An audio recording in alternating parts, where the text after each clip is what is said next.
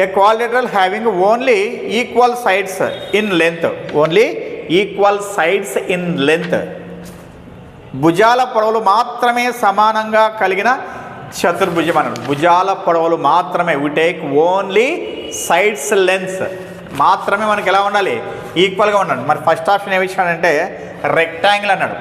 ఇది రెక్టాంగిల్ అనమాట. ఇది దీర్ఘ చతురస్రం అన్నాడు. మరి దీర్ఘ చతురస్రంలో మనకు ఎలా ఉంటాయి, ఎదురెదురు భుజాలు సమానం కదా, అంటే opposite sides are equal. So it is not right అనమాట. నెక్స్ట్ ఆప్షన్ వచ్చేసి ఏదంటే స్క్వేర్ అన్నాడు. ఇది చతురస్రం అన్నాడు, చతురస్రం స్క్వేర్ అనమాట. Second option is square. We take only lengths of sides, భుజాల కొలతలు మాత్రమే సమానం ఉండేదాన్ని తీసుకోవాలి. మరి స్క్వేర్ ఎలా ఉంటుంది, 4 భుజాలు సమానంగానే ఉంటాయి.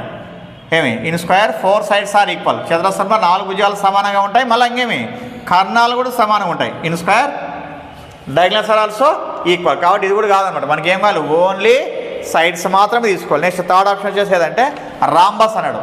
ఇది రాంబస్ సమచతుర్భుజము అన్నాడు. సమచతుర్భుజము రాంబస్, తెలుగులో మనకి సమచతుర్భుజం అని చెప్పుకోవచ్చు అనమాట. మరి ఈ సమచతుర్భుజంలో ఎలా ఉంటాయి, సైడ్స్ ఈక్వల్గానే ఉంటాయి.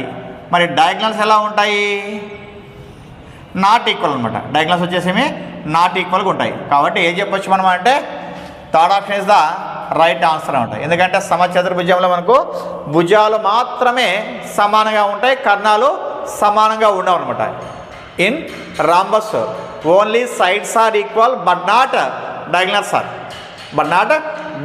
నాట్ ఈక్వల్ అనమాట. కాబట్టి ఏం చెప్పొచ్చు, third option is right answer. Next ఇంకోటి ఏది అంటే ఫోర్త్ ఆప్షన్ కైట్ అన్నాడు. కైట్ ఏం కైట్ అంటే మనకు ఓన్లీ 2 సైడ్స్ ఇట్లా, అంటే 2 సైడ్స్ ఈక్వల్ ఉంటాయి మనకు. ఈ 2 తర్వాత ఈ 2 ఉంటాయి. కాబట్టి ఇది కూడా రాంగ్ అనమాట. ఏది third option is right answer అనమాట.